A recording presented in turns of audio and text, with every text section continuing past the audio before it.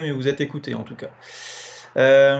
Donc ce webinaire, bien sûr, s'inscrit dans tout un écosystème qui existe actuellement avec bien sûr le CIEML en tant qu'autorité organisatrice de la distribution d'énergie, mais aussi avec ses partenaires, le gestionnaire de réseau Enedis et puis l'association ESPUL. Je les laisserai de toute façon se présenter tout à l'heure.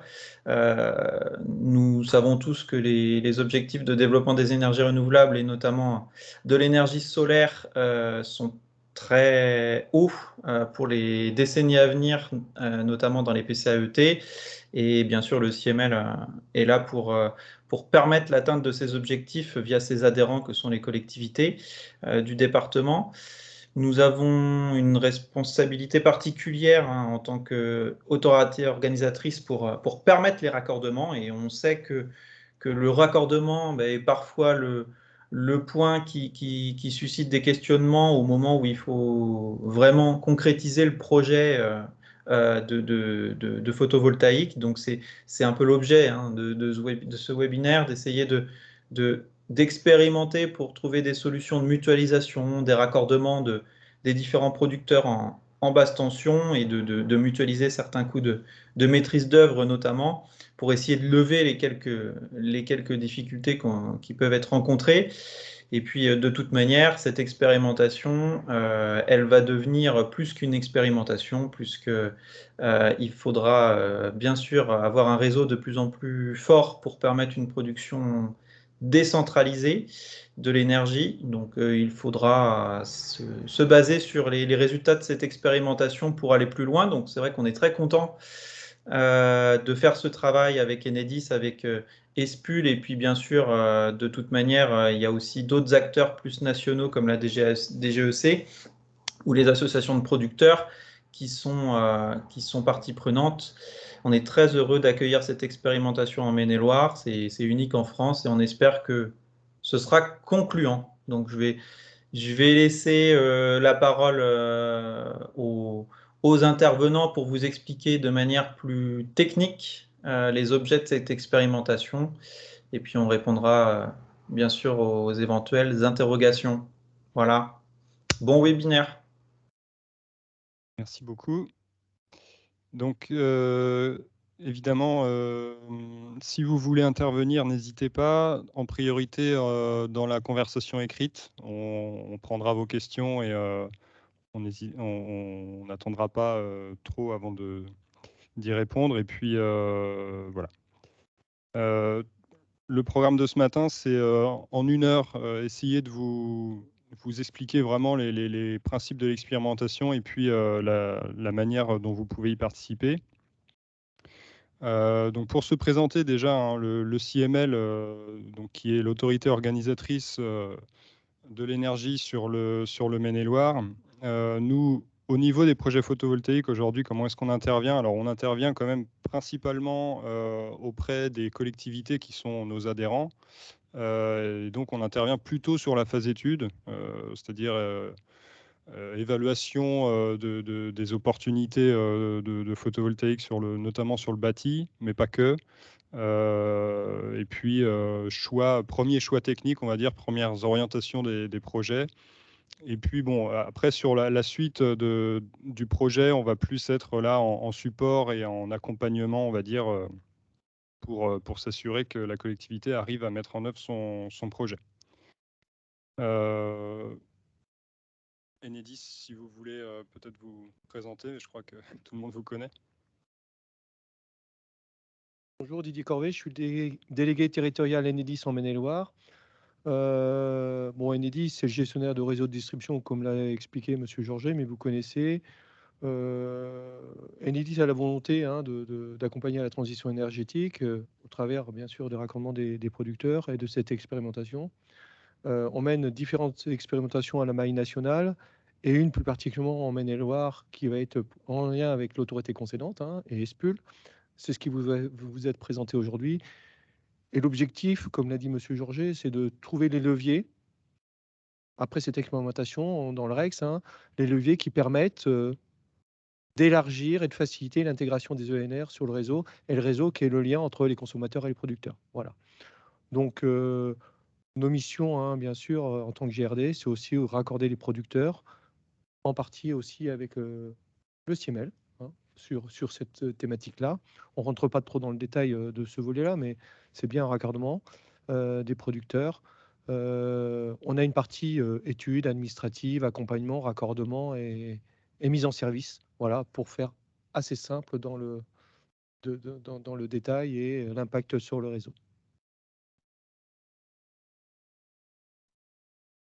Damien, si tu veux continuer avec Espul. Oui, parfait. Ben, bonjour, donc Damien Salel, Espul. Donc, vous connaissez peut-être pas le nom d'Espul, mais vous connaissez sûrement le Centre de ressources nationales sur le photovoltaïque, donc au travers des sites PV Info et Réseau photovoltaïque Info. Donc nous, en fait, on a une mission d'animation au niveau national pour accompagner les producteurs, donc que ce soit en termes d'information sur les démarches administratives, mais aussi, on va dire, de travail qui est plus de l'ordre de la R&D ou en tout cas de l'analyse, comme ici dans le cadre de cette convention. Donc nous, on est partenaire de l'expérimentation et on a une mission générale au niveau national où on va travailler à identifier des leviers pour augmenter les capacités d'accueil et aussi pour limiter les coûts de raccordement pour les producteurs. Et c'est donc dans ce cadre que nous intervenons aujourd'hui. Voilà. Merci. Tout pour mon côté. Oui. Alors, pour commencer, on va introduire un petit peu avec quelques propos liminaires. Côté CIEML, nous, ce qu'on constate aujourd'hui, hein, c'est un schéma, je pense que certains d'entre vous connaissent. Le rythme d'installation photovoltaïque est ce qu'il est ces dernières années. On a à peu près 9 MW supplémentaires chaque année qui sont installés sur le Maine-et-Loire. Vous voyez une faible proportion sur les dernières années de centrales de grande ampleur, hein, de centrales en haute tension, HTA.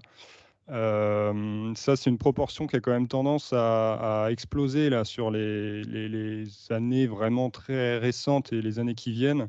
En comptant rapidement, nous, sur les projets qu'on peut avoir en connaissance, on sait que d'ici 2025, il y aura au moins 60 MW au sol, en plus sur le Maine-et-Loire. Donc, vous voyez la différence entre les 10 MW actuels, en 2020 en tout cas, et les 60 MW qui arrivent. Pour vous donner un exemple, hein, dans les 10 MW, on n'a pas la petite Vicomté, par exemple, qui fait déjà à elle seule 9 MW.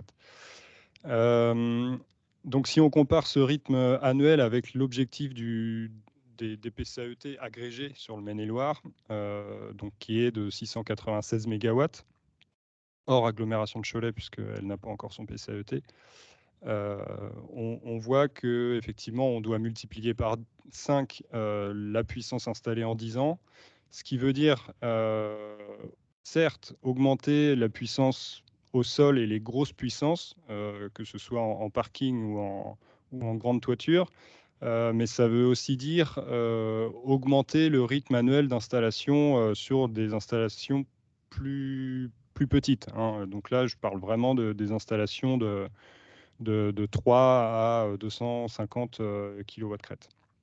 Donc ça, on l'estime, hein, si on est assez optimiste sur les installations de grande ampleur, sur les petites installations, on devrait multiplier au moins par 3 le rythme annuel d'installation. Ça vous donne un peu les ordres de grandeur de ce qu'il faut qu'on arrive à mettre en place là sur les prochaines décennies. Donc pour essayer de faire notre part sur ce sujet-là, nous, CIEML, on a l'année dernière lancé un programme d'action qui s'appelle le Solaire en Anjou. Sans rentrer dans tous les détails de ce programme d'action, quelques points importants. On a mis en place un site, on peut appeler ça un site de ressources, mais qui se base sur de la ressource déjà existante en fait sur le web, hein. Solairenanjou.fr, sur lequel on essaye de répondre un petit peu aux idées reçues sur le solaire, mais surtout on va orienter les porteurs de projets vers les bons interlocuteurs. C'est-à-dire qu'aujourd'hui sur le Maine-et-Loire, on a 4 structures pour répondre aux questions des porteurs de projets, qui sont le CIEML pour les collectivités, la Chambre d'agriculture pour les agriculteurs, Atlanson pour les entreprises et Alizé pour les particuliers. Et donc, ce site permet à quelqu'un qui ne connaît pas tout cet écosystème de trouver le bon interlocuteur rapidement. Dans ce programme, on a aussi tout un travail de communication qu'on est en train de mettre en place pour parler davantage de solaire de manière générale et que ce soit un peu plus, que ce soit un sujet un peu plus diffusé dans le département. Et puis, on va aussi faire tout un travail. Là, les discussions sont en cours avec des services qui touchent de près ou de loin à la question du solaire. Et donc là, on parle notamment du SDIS, des services de secours, et de l'UDAP, donc le service des ABF, avec qui on a entamé des discussions pour essayer de voir un petit peu comment on pouvait faciliter les choses sur leur intervention sur le solaire. Voilà. Et puis évidemment le partenariat avec Enedis qui s'exprime notamment à travers l'expérimentation qu'on va vous présenter ce matin.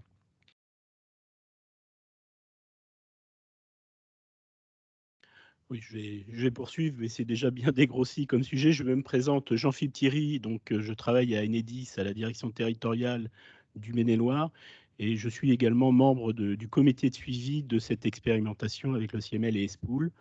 Bon, je vais juste pour vous redresser, pour les non-spécialistes peut-être, il y en a peut-être quelques-uns, mais en général, il y a beaucoup de spécialistes dans ce webinaire. En France, vous constatez qu'il y a un bon développement du photovoltaïque dans le Grand Ouest et que la région des Pays de la Loire, même si on n'a pas je dirais le territoire géographique de la Nouvelle-Aquitaine, de la Gironde pour des grands parcs photovoltaïques au sol, on a un fort potentiel sur des installations en basse tension. Et en particulier sur le Maine-et-Loire, vous voyez, il y a déjà, en termes de raccordement, du photovoltaïque d'installer sur pratiquement tout l'ensemble du département. Bon, il y a quelques zones boisées, mais il y a un fort potentiel sur ce département du Maine-et-Loire. Pour les plus spécialistes, vous connaissez.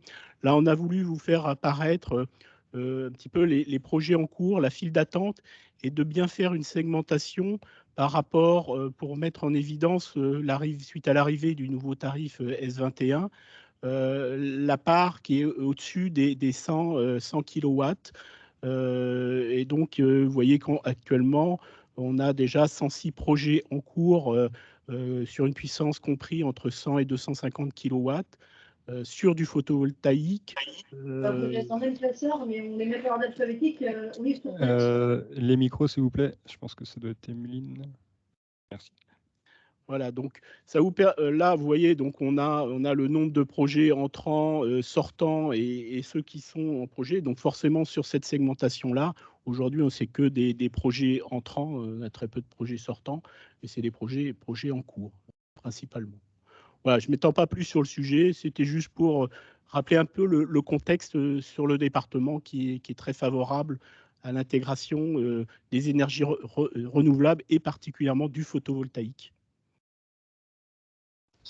Merci. Alors, dans ce diapo, on va essayer de comprendre pourquoi, dans certains cas, le raccordement d'une installation photovoltaïque peut générer des besoins de travaux sur le réseau. Alors, tout d'abord, il faut savoir que en tout point du réseau électrique et en tout instant, il faut respecter des normes de ce qu'on appelle de qualité d'alimentation. Donc, par exemple, la tension doit être comprise entre moins 10% et plus 10% de la tension nominale, c'est-à-dire entre 360 volts et 440 volts sur le réseau basse tension.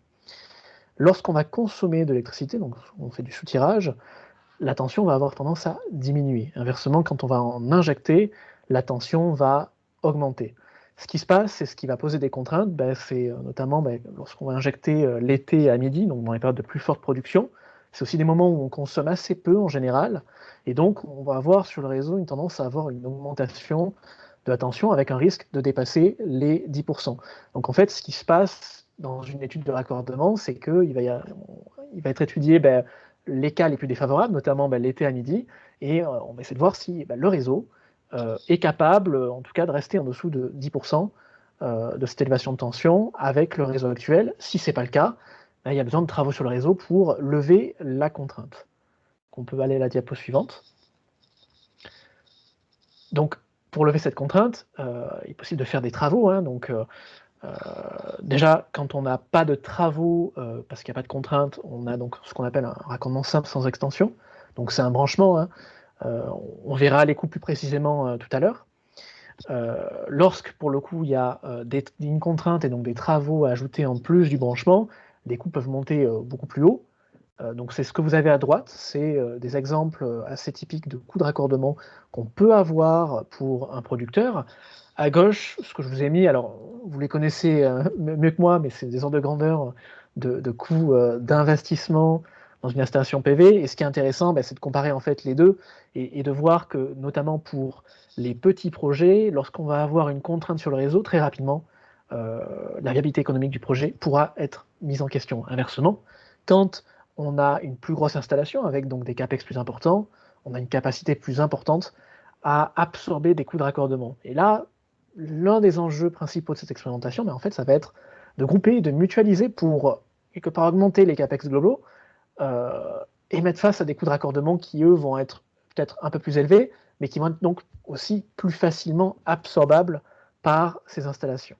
Donc, je vais laisser la parole à Enedis pour décrire un peu plus précisément quel est le périmètre de facturation de ces coûts de raccordement. Oui, bonjour, Marc Gourdon, chef de pôle conception à Enedis. Et le territoire, c'est Sarthe, Anjou, Mayenne. Donc, on va essayer d'être assez rapide sur le périmètre de facturation pour un producteur. Donc, là, il y a un schéma qui représente un poste HTA PT qui peut être modifié en fonction des contraintes réseau qu'on a citées sur la tension et puis éventuellement aussi la capacité à absorber la puissance. Après, on a la partie du réseau BT nouvellement créé pour raccorder le futur producteur ou les futurs producteurs. Et puis, bien sûr, le branchement final. Donc, toute cette partie-là, elle est financée en partie par le producteur. Et puis, il y a une partie qui est prise en charge avec le taux de réfaction, une partie qui est prise en charge par Enedis. Voilà, donc, pour aller plus dans les détails, bien sûr, ce sont des documents qui sont visualisables par toute personne et on vous a mis le site Enedis avec le document. Et là, en fonction des travaux, bien sûr, il y a un coût de raccordement qui est mis à jour régulièrement, où vous avez une partie, on ne va pas tout détailler, mais il y a une partie hors taxe et puis une partie TTC. Bien sûr, cette information-là, c'est le coût total. Dedans, il faudra retirer la partie réfaction. Et puis les coûts d'extension, ils sont décomposés en deux parties. Une partie qui a un coût fixe. Si on prend par exemple le premier point, c'est 2 338,80 €. Et puis une partie variable, qui est en fonction du nombre, enfin la distance du point de raccordement par rapport au point par rapport au client. Et puis vous avez aussi la partie extension HTA, mais là c'est pas le. Là vous avez aussi un coût fixe et puis un coût variable en fonction de la distance.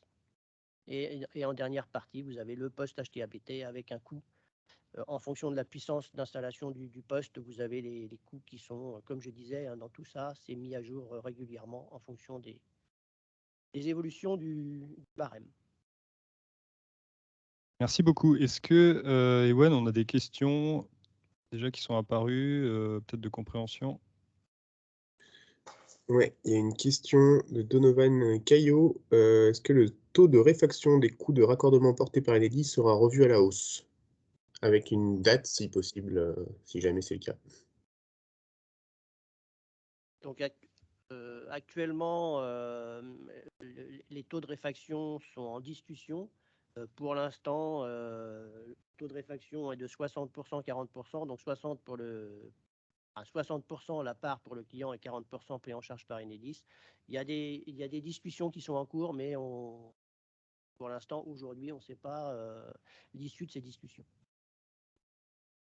On notera quand même que le taux de réfaction à 60% a été passé dans la loi climat et résilience, mais on attend encore l'arrêté pour. Autre question? Pas de questions pour l'instant, pas d'autres questions. Ok. Bon, on va pouvoir rentrer du coup dans le sujet qui nous intéresse aujourd'hui, qui est cette expérimentation. Alors pour vous expliquer, hein, quand même, ça ne sort pas de nulle part. Ça fait quelques années qu'on travaille de notre côté avec SPUL, avec également Enedis. Hein. On a un groupe de travail qui est en place depuis 2019. Et puis, il y a une convention qui a été signée en 2019 aussi entre Enedis et SPUL au niveau national pour essayer justement de travailler ensemble à l'amélioration de l'intégration des ENR sur le réseau. Donc c'est bien l'objectif de toutes ces démarches, c'est d'une part pour nous de mieux appréhender l'intégration des ENR et puis pour pouvoir derrière faciliter leur intégration. Et donc ça a donné lieu l'année dernière, en 2021, à la signature d'une convention entre le CML, SPUL et Enedis pour expérimenter ce qu'on appelle la mutualisation des travaux de raccordement producteur avec 3 objectifs, mais qui sont des objectifs qui se recoupent totalement, puisque l'un implique l'autre. C'est d'une part, on va dire, de réduire ou en tout cas de mieux répartir les coûts de raccordement producteur et de permettre à plus de projets de voir le jour. C'est quand même l'objectif final. Ça veut dire aussi, quelque part, réduire les coûts globaux des raccordements, parce qu'il y a un coût pour le producteur, mais il y a aussi un coût pour la collectivité, à travers la réfaction dont on vient de parler. Et puis, troisième objectif, qui est évidemment lié aux deux autres, c'est d'éviter trop de réinterventions, ou en tout cas des réinterventions rapprochées sur des mêmes tronçons de réseau. Donc, on a identifié 2 sources en fait de mutualisation de ces raccordements. C'est ce que je vais essayer de vous expliquer là. Donc, d'une part, le raccordement groupé, qui est un dispositif qui existe aujourd'hui, que ce soit dans les normes ou dans la DTR d'Enedis. Donc, ça consiste tout simplement, si on a plusieurs projets photovoltaïques, là vous le voyez sur ce petit schéma de réseau, plusieurs projets photovoltaïques en orange qui sont plus ou moins concomitants, ça va... la question, ça va être de voir si on ne peut pas prendre en compte leurs demandes de raccordement en même temps, de manière à prévoir une seule intervention sur le réseau qui permette de raccorder ces 3 producteurs-là. Ça, c'est ce qu'on appelle le raccordement groupé. Et puis, il y a une deuxième possibilité de mutualiser, c'est les programmes de travaux que les 2 maîtrises d'ouvrage du département établissent chaque année, donc Enedis et le CML. On intervient environ sur 200 postes HTA-BT par an pour soit sécuriser des vieux réseaux qui sont encore en fil nu, qu'il faut remplacer par des réseaux entorsadés, ou alors renforcer des réseaux puisqu'on a des chutes de tension trop importantes. Enfin, voilà, il y a un certain nombre de facteurs qui nous poussent à intervenir pour remettre à jour, on va dire, les réseaux. Et donc là, il y a effectivement une opportunité de profiter de ces travaux pour favoriser l'intégration des projets photovoltaïques. Donc typiquement, si on a, vous voyez, sur ce même réseau que je vous ai présenté tout à l'heure, le poste qui doit être renforcé, puisque en fait, on a beaucoup de clients qui se sont raccordés dessus, donc ils commencent à être surchargés. Et puis, un linéaire sur ce même réseau de fil nu qui n'a jamais été remplacé, donc qui doit être remplacé. Si on prend en compte les projets photovoltaïques qui vont venir dans les années, en tout cas dans les mois ou l'année qui vient, ça peut permettre de faire d'une pierre deux coups, d'intervenir pour remplacer ce réseau, et puis peut-être, vu qu'on sait qu'on va avoir un producteur, peut-être mettre une section un peu plus importante que ce qui était prévu, ou une puissance de poste éventuellement plus importante. Voilà. Donc pour ce qui est des grandes lignes de ce qu'on appelle la mutualisation des raccordements. Cette expérimentation, elle se déroule en 2 phases. On a fait une première phase là, sur 2021 qui était plutôt une phase d'étude. Donc c'est pour ça que vous n'en avez pas entendu parler. C'était vraiment une étude entre nous, SPUL et le CML et Enedis, de manière à se préparer en fait pour la mise en œuvre plus concrète. Donc on a fait une multitude de scénarios en fait, de raccordement producteurs sur des travaux qui étaient prévus sur l'année 2021. Tout ça, c'était des études, c'était fictif, c'était bien des scénarios fictifs, mais ça nous a permis de préparer un petit peu la méthode de travail entre nous, et puis ça nous a surtout permis de commencer à évaluer ce que ça pouvait engendrer en termes de coût producteur et de coût global des raccordements. Donc là, typiquement, c'est un exemple qu'on pourrait prendre pour illustrer un petit peu ce propos, mais on peut imaginer, en fait, grâce à ces études qu'on a faites, que dans certains cas, pas forcément toujours, mais en tout cas dans certains cas, si le producteur veut se raccorder seul sur un réseau, il va avoir un coût peut-être trop élevé pour que son projet soit rentable, donc le projet ne se fera pas.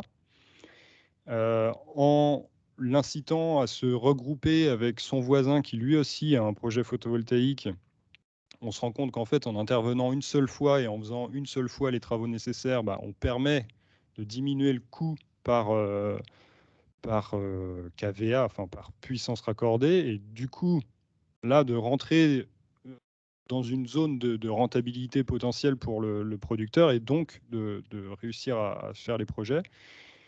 Et ce qui est encore plus intéressant, c'est quand on arrive à non seulement grouper ces raccordements, mais en plus en les mutualisant avec les travaux que nous avons prévus sur le réseau. Et donc là, vraiment, on diminue au maximum le nombre d'interventions et donc le coût pour tout le monde. Donc voilà, c'est un petit peu ce qu'a confirmé en tout cas cette phase d'étude sur 2021. Et là, sur 2022, donc on passe sur une phase plus concrète. Et donc, on a sélectionné 15 postes sur lesquels on intervient en 2022. On les a sélectionnés en fait en fonction de certains critères, notamment on a regardé le potentiel solaire qui était raccordable sur ce terme de bâtiment, qui était raccordable sur le poste. On a regardé un petit peu l'historique de demande de raccordement ou de simulation sur le simulateur de raccordement Enedis qu'il y avait pu y avoir ces dernières années. Et puis, on a regardé quel type de travaux on prévoyait de faire sur les postes. Et en fonction de ça, on a sélectionné des postes sur lesquels on pense qu'il y a une belle opportunité de mutualisation des raccordements. Donc maintenant, on rentre dans cette phase et c'est pour ça qu'on tient ce webinaire et c'est pour ça que vous avez entendu un petit peu de communication effectuée par différents biais. C'est que maintenant, on recherche des projets photovoltaïques sur ces postes-là, donc sur ces 15 postes, qui sont prêts à faire leur demande de raccordement d'ici l'été. Et donc, l'objectif de cette année, c'est de mettre en œuvre les travaux qu'on avait prévus sur ces postes au second semestre, en tenant compte des projets photovoltaïques qui se seront manifestés. Est-ce que c'est clair sur les principes de l'expérimentation? Et si ce n'est pas le cas, n'hésitez pas à le signaler maintenant. Et Wen, tu nous dis s'il y a des questions. Ouais, il y a une question concernant la notion de concomitance entre les travaux et le pas de temps. Alors, quand on parle de projets photovoltaïques concomitants, en fait, c'est des projets photovoltaïques qui sont capables de s'attendre entre eux pour faire la demande de raccordement. Et en termes de demande de raccordement, la notion de concomitance, est-ce qu'il y a une période, pardon? Il faut que ce soit fait le même jour, ça veut dire? En fait, il faut que la demande soit groupée avec l'information et avec 1, 2, 3, 4. Ouais. Et si je fais ma demande de raccordement le 1er janvier en disant qu'elle doit être groupée avec une autre, cet autre porteur de projet doit faire sa demande de raccordement le même jour, ça veut dire? Le même jour ou peut-être pas le même jour, mais dans les jours qui suivent, quoi. On le verra peut-être un peu à la fin sur les modalités concrètes, parce qu'il suffit de préciser. On sait justement on fait une demande groupée. Donc ça, on le verra plutôt dans la fin de la présentation. Bon, en gros, concomitant, ça veut quand même dire c'est quand même au niveau de la demande de raccordement qui doit être faite dans les jours, dans la même période de jour. En complément, sur la phase travaux et raccordement et mise en service, si on va à l'extrême, il y a la demande, il y a la mise en service. Les travaux sont prévus deuxième semestre, voire premier semestre 2023. Donner là un peu la vision, mais on le détaillera après. Mais il y a la demande et puis après il y a la réalisation et la mise en service. D'autres interrogations? En fait, on n'a pas bien entendu la réponse Bah, de. je l'ai synthétisé. En gros, hein, Voilà, c'est ça. on est sur une période de jours ou de semaines pour faire la demande de raccordement en même temps. Pas d'autres questions pour le moment. Ça marche. Donc, pour participer à cette expérimentation, parce que là, vous devez un petit peu vous demander comment faire, déjà en termes de planning, donc là, on est dans la période, on va dire, de collecte des manifestations d'intérêt des porteurs de projets. On attend des candidatures avant le 14 mars. Ça veut dire que, je vous expliquerai tout à l'heure comment candidater. On a fixé cette date pour se caler au niveau du calendrier. Dans la foulée, nous, on regardera ce qui est possible de faire sur ces demandes-là, et si ça correspond bien aux zones d'expérimentation. Puis on vous donnera une réponse d'ici la fin de mars, donc d'ici le 25 mars. Et à partir de cette date-là, commencera la période où les producteurs qui se sont manifestés devront faire leur demande de raccordement.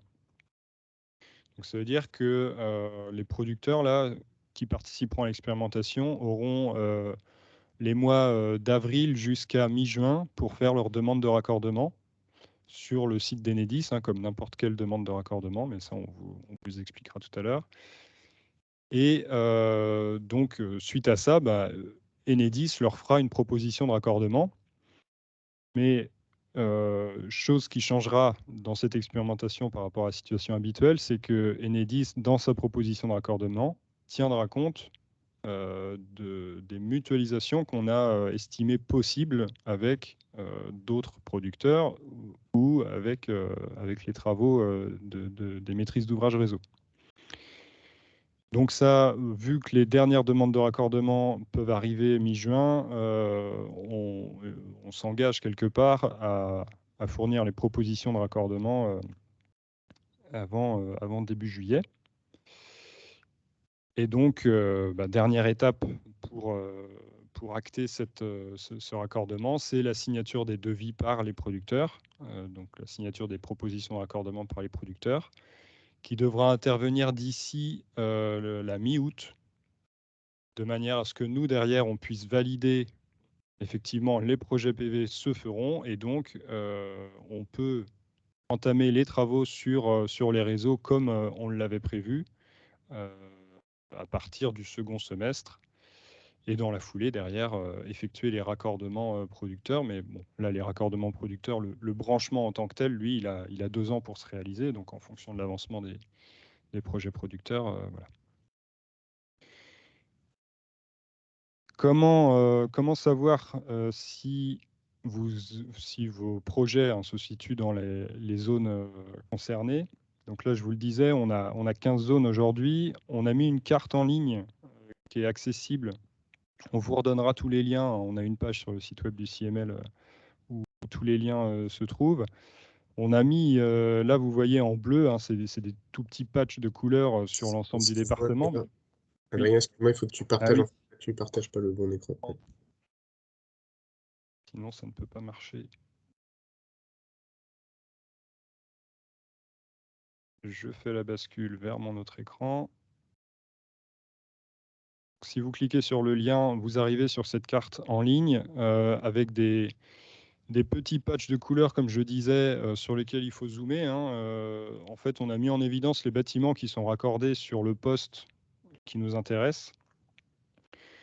Évidemment, si vous avez un bâtiment qui se situe dans cette zone-là, qui n'est pas en bleu, n'hésitez pas à nous faire quand même une demande de candidature si ça vous semble intéressant, puisque voilà, on a un outil de cartographie qui a aussi ses limites, et il n'est pas impossible qu'on ait oublié un bâtiment là-dedans, ou alors que vous ayez un projet de bâtiment neuf qui forcément n'apparaisse pas sur la carte. Donc voilà, il ne faut pas hésiter à faire quand même une demande. Nous, de toute manière, derrière, on regardera ce qu'il en est, et puis on vous recontactera si on a besoin de plus d'informations.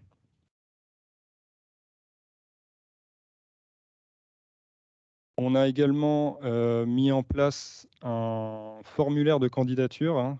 Quand je disais les manifestations d'intérêt, on les récolte via un formulaire de candidature, donc, que je vais vous montrer tout de suite. Pareil, on a un lien qui sera disponible sur le site du CML. Bon, là, je vous montre rapidement le formulaire, mais il n'y a pas grand-chose à en dire, si ce n'est que on vous demande vos coordonnées de manière à pouvoir vous contacter, et puis quelques informations vraiment très succinctes sur le projet, hein. On n'est pas sur un dossier complet, là, on est vraiment sur l'état d'avancement de votre projet, la puissance de raccordement, la puissance crête de l'installation. Voilà, on est sur des informations vraiment de base, et puis si possible, la localisation précise du point de raccordement que vous envisagez, de manière à ce que nous, derrière, on puisse étudier le sujet et voir ce qu'il est possible de faire dans le cadre de cette expérimentation. Je reviens sur ma présentation. Donc, suite à ce formulaire, hein, pour vous rappeler le calendrier, suite à ce formulaire, donc on reviendra vers vous pour vous informer en fait, hein, de l'intérêt ou non pour vous de participer à l'Expé, et puis vous rappeler un petit peu les modalités, notamment en termes de délai pour la demande de raccordement. Et par la suite, vous aurez donc un dossier de raccordement classique à réaliser. Donc ça, je vais laisser Enedis avancer sur ce point-là.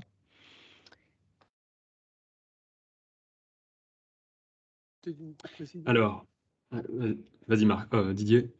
Oui, juste une précision par rapport à évoqué M. Tuffreau. Je pense qu'il ne faut pas qu'ils hésitent à lever la main et pas engager en tant que tel. Je pense que c'est important de le préciser parce que pas parce qu'on lève la main que il va avoir la suite après auprès du CML, hein. Il est important de lever, même si ce serait que pour un projet pas bien finalisé, mais de lever la main pour avoir cette vision et pas changer. Oui, c'est vrai, c'est important de le préciser. Il y a rien d'engageant dans cette candidature. On n'est pas sur une demande de raccordement, hein. C'est vraiment dans la démarche qui suivra de demande de raccordement, d'envoi de proposition de raccordement et de signature que là, vous serez engagé. Enfin, c'est au moment de la signature du devis que vous vous engagez. Voilà. Effectivement, précision importante. Donc là, on rentre dans le concret. Donc moi, c'est Guillaume Bochot, je suis à Enedis, en tant qu'interlocuteur privilégié grand producteur. Donc je vais essayer de répondre à 3 questions que vous pourriez vous poser sur cette démarche. Tout d'abord, donc, est-ce que ce projet, donc l'expérimentation, change la manière dont vous feriez votre demande de raccordement? Donc là, ça rejoint un petit peu la question finalement qui a été posée préalablement. Comment vous faites sous le portail pour poser vos demandes entre guillemets concomitantes? Donc là-dessus, donc vous faites votre demande sous le portail de manière classique, et dans le petit pavé 3, vous avez cette possibilité d'évoquer le fait que c'est une demande de raccordement groupé. Donc là, au lieu de cocher classiquement non, donc forcément vous cochez oui, avec une indication donc forcément importante, c'est de préciser les références des autres demandes.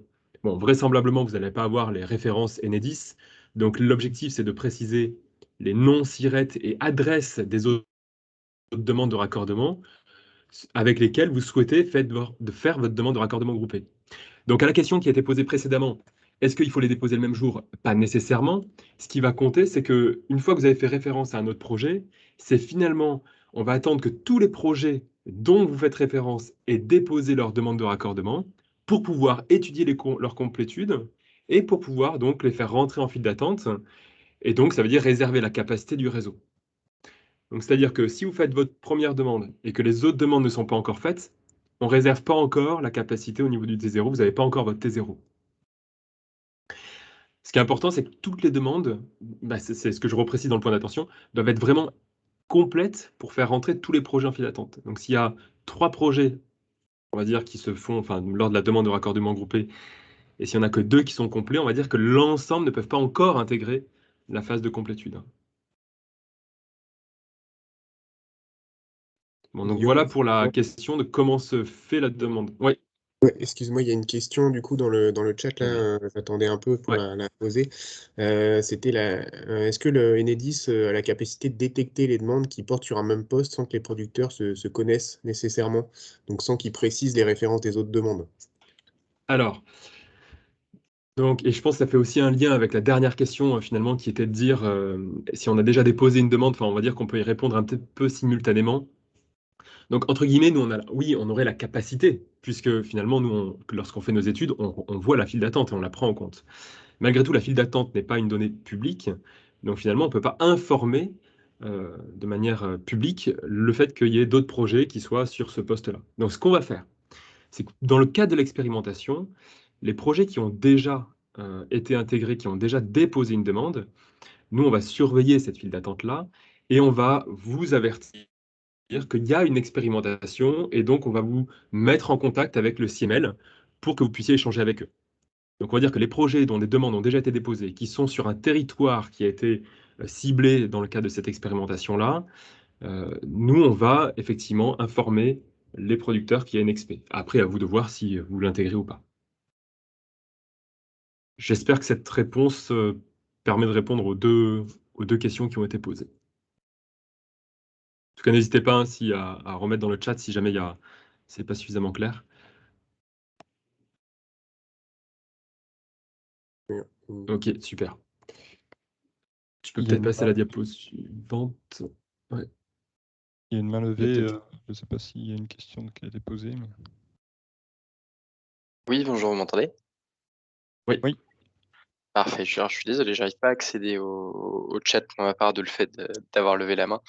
J'avais 2 petites questions. La première, c'était est-ce que vous pourriez revenir sur le cadre législatif et réglementaire dans lequel l'expérimentation s'inscrit?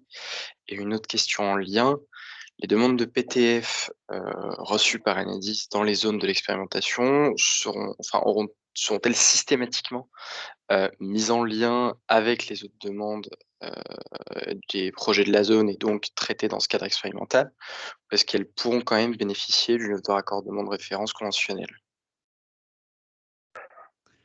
Alors moi, je vais répondre à la deuxième partie de la question, c'est-à-dire que c'est vraiment à vous de choisir. C'est-à-dire que si vous avez tout à fait, entre guillemets, la possibilité, même si c'est sur une zone d'expérimentation, de faire une demande de raccordement seul, classique, et auquel cas où voilà, vous aurez le traitement complètement habituel d'un côté Enedis d'une demande de raccordement.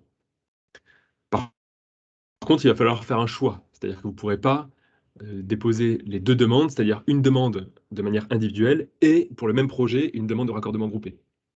Nous, par contre, on ne pourra pas étudier les deux scénarios. C'est la seule contrainte finalement qu'on a, puisqu'on ne peut pas avoir pour le même projet deux T0, deux entrées en file d'attente.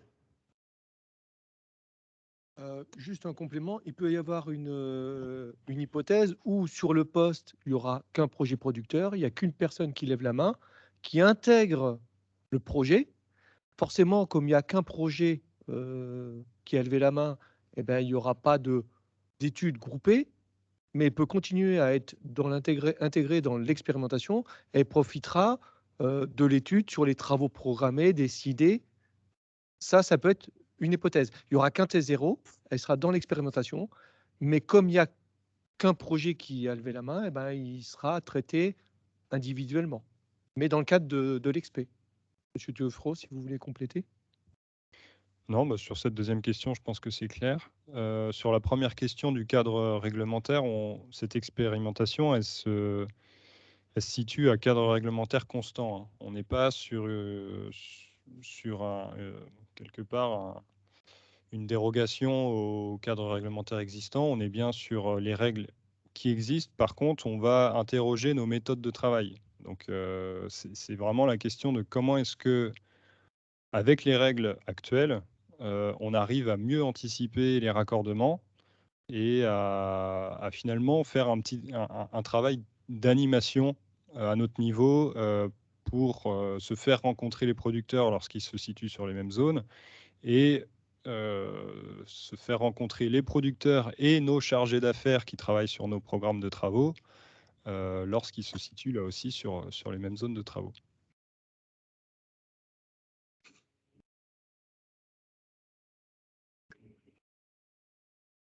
Adrien, peut-être que tu peux passer à la diapo suivante. Ok, donc il restait deux questions sur lesquelles on voulait vous apporter une réponse. Donc, comment se déroulent les études dans le cas d'une demande de raccordement groupé? On a un petit peu parlé, mais donc il y a bien une seule étude de raccordement qui est menée avec l'ensemble des projets qui ont fait une demande de groupé.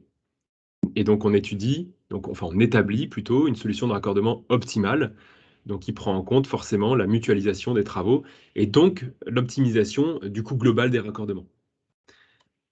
Et par contre, c'est ce que je précisais avant, c'est que les projets étant solidaires entre eux, donc à la fois pour le T0, mais aussi chaque porteur de projet recevra donc une proposition de raccordement pour son propre projet.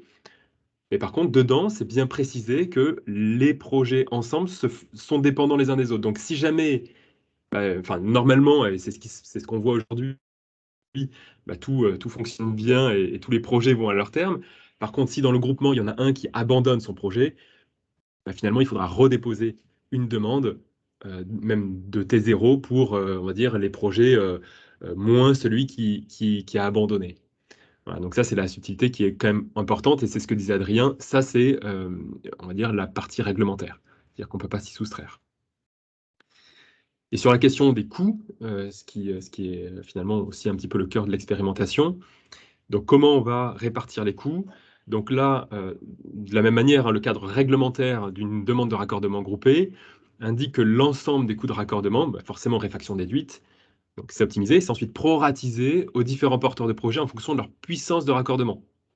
Bon, il y a juste la partie branchement qui est portée individuellement, mais donc ça veut dire que forcément, si on a 3 projets de puissance équivalente, indépendamment finalement de la distance au poste, par exemple, ou des travaux qui doivent être faits pour les uns et les autres, si c'est 3 porteurs de projet avec la même puissance, finalement, ils auront le même coût à supporter dans le cadre de ce projet de raccordement groupé. Et si en plus, il y avait une mutualisation possible avec des travaux de renforcement décidés, ce qui est quand même notre objectif et le choix des postes qui a été fait intègre cette dimension-là, bien sûr, et c'est ça l'intérêt, c'est que c'est seulement le surcoût qui est à la charge du groupement des producteurs. Et de la même manière, proratisé en fonction de leur puissance de raccordement. Donc, on va dire qu'il y a quand même un gain. Ouais, tu veux que je détaille un petit peu, peut-être? Cette notion de surcoût, ouais. Oui. Donc, je prends un exemple.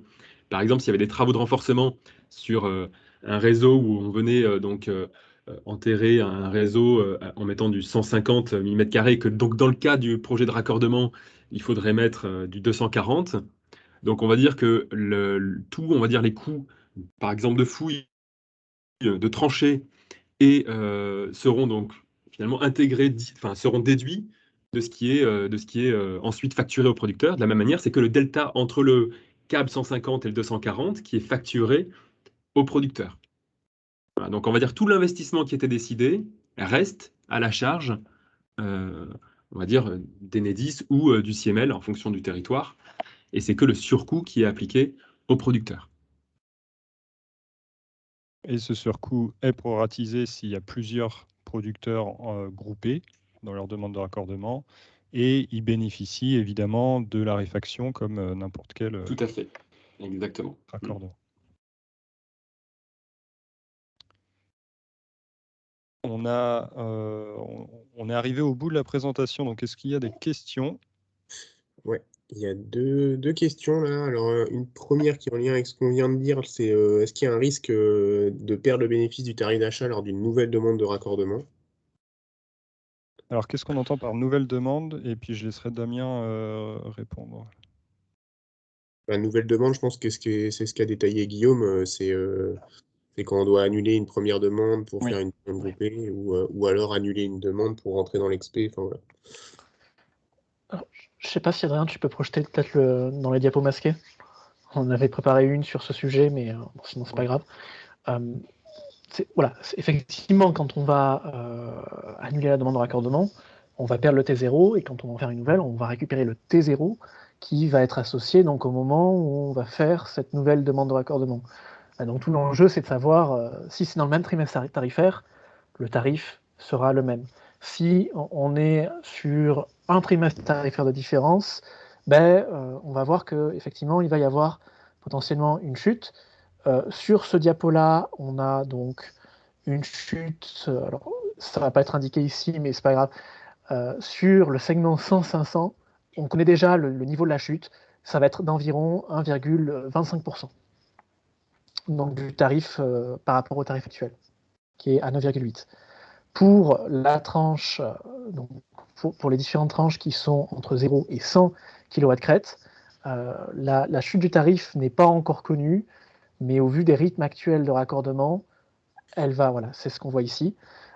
Donc on va avoir en fait une chute du tarif qui va être déterminée par rapport aux demandes de raccordement qui vont être déposées là dans ce trimestre actuel, là, le premier trimestre 2022.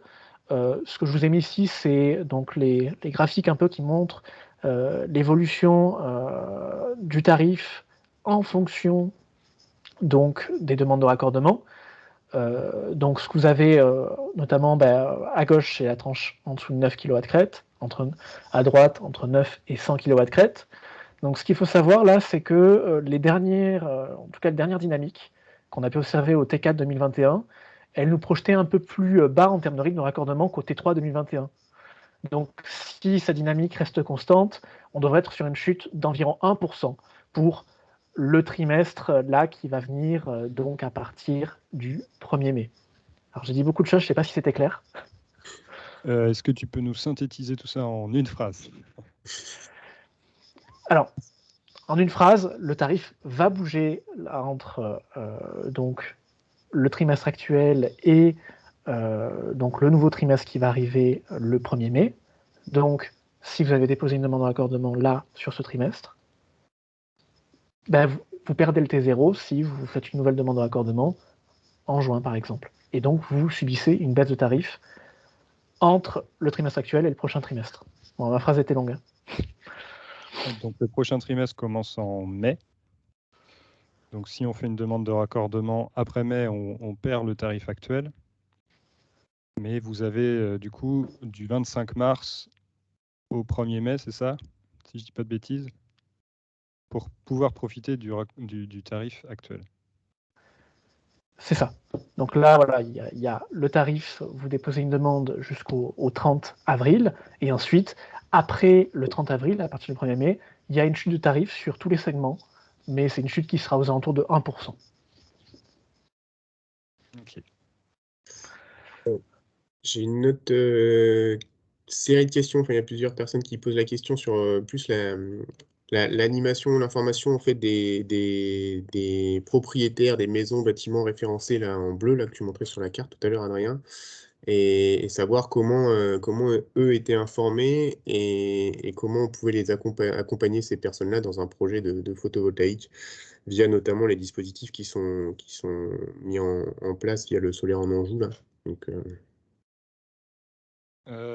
Donc il y a une notion de sensibilité des informations, donc notamment de tout ce qui est données privées. Donc nous, on ne va pas aller contacter directement les propriétaires.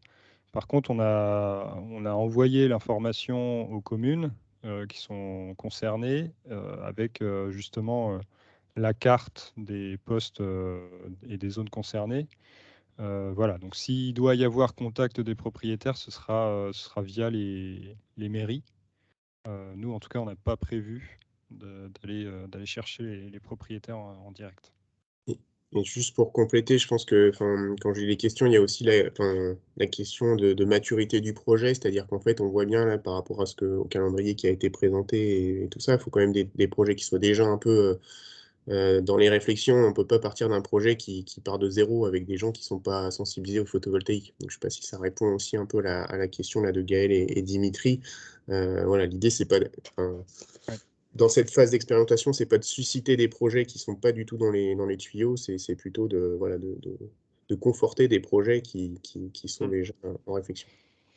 Effectivement, partir totalement de zéro sur un projet photovoltaïque, ça va être compliqué dans ce cadre d'expérimentation. En revanche, je me permets de rappeler qu'il y a plus de caution qui est demandée pour la demande de raccordement pour les producteurs. Donc ça enlève quand même quelque part un poids pour les producteurs, et faire une demande de raccordement, même si on n'est pas tout à fait sûr de la puissance qu'on voulait mettre, ça peut peut-être valoir le coup dans le cadre de cette expérimentation-là. voilà, si on n'a pas de chance, ça aura servi à rien parce que le projet aura évolué et sera trop différent, mais avec un peu de chance, ça peut être intéressant quand même d'être dans les clous de cette expérimentation pour pouvoir derrière bénéficier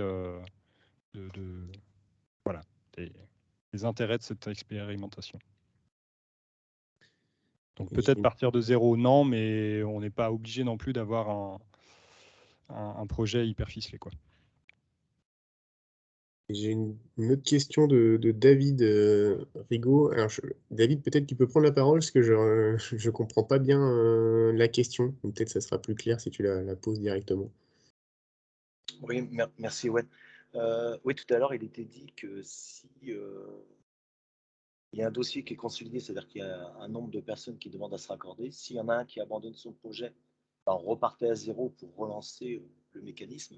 Par contre, contrairement à si le dossier, je dirais, il y a X personnes qui veulent se raccorder, et puis il y en a un qui a loupé cette fenêtre de tir pour vouloir se raccorder, comment il fait pour se raccrocher à ce dossier-là ou on repart sur un autre projet?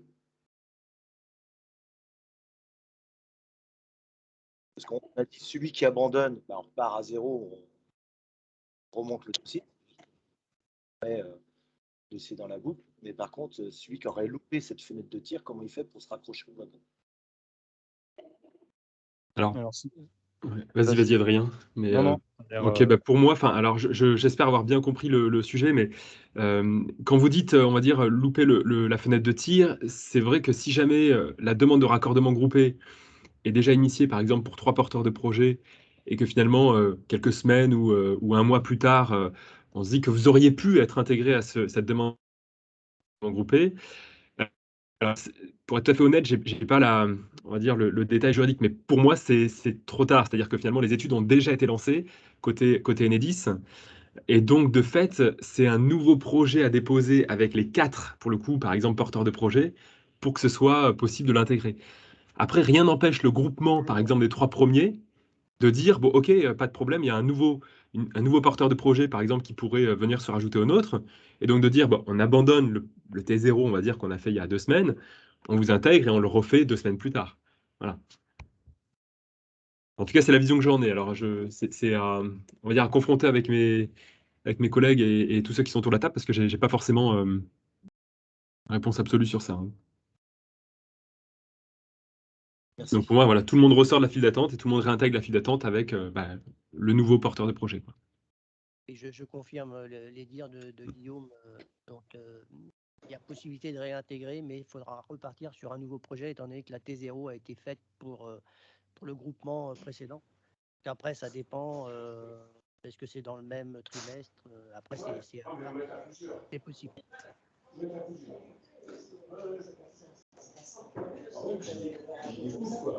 Oui, monsieur Bonisso.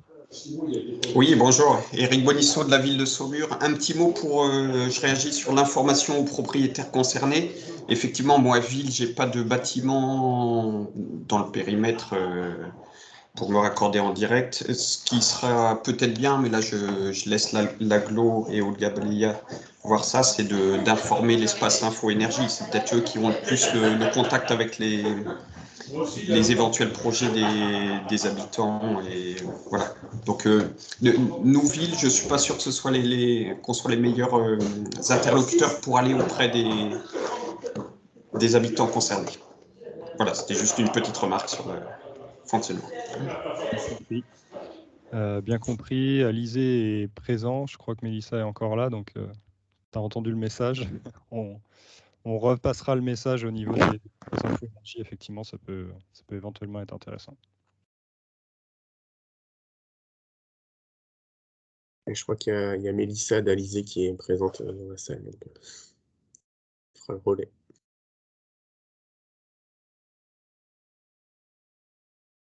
Est-ce qu'on a d'autres questions? Non, pas d'autres questions. Du coup, Eric, non, c'était ta main que tu as oublié de enlever. Bon, écoutez, dans tous les cas, nous, on reste à votre disposition s'il y a besoin d'infos. On va mettre la vidéo et le support de présentation sur le site là, du CML. on a une page consacrée à l'expérimentation. Donc, sur cette page, vous retrouverez, comme je disais, des explications sur l'expérimentation. Vous retrouverez la vidéo et le support de ce webinaire. Vous retrouvez également la carte des zones éligibles, le formulaire de candidature et puis mon contact direct si vous voulez avoir plus d'informations. Et donc, on va se quitter. S'il n'y a pas de questions de dernière minute qui arrivent, on peut s'arrêter là. Je remercie, du coup, j'en profite, je remercie tous les intervenants, Enedis, Espul. Merci aux participants, parce que vous étiez quand même pas mal de porteurs de projets, en tout cas d'entreprises du solaire à participer. Donc, ça montre un petit peu l'intérêt qu'il y a pour cette question du raccordement. Donc, merci à tous.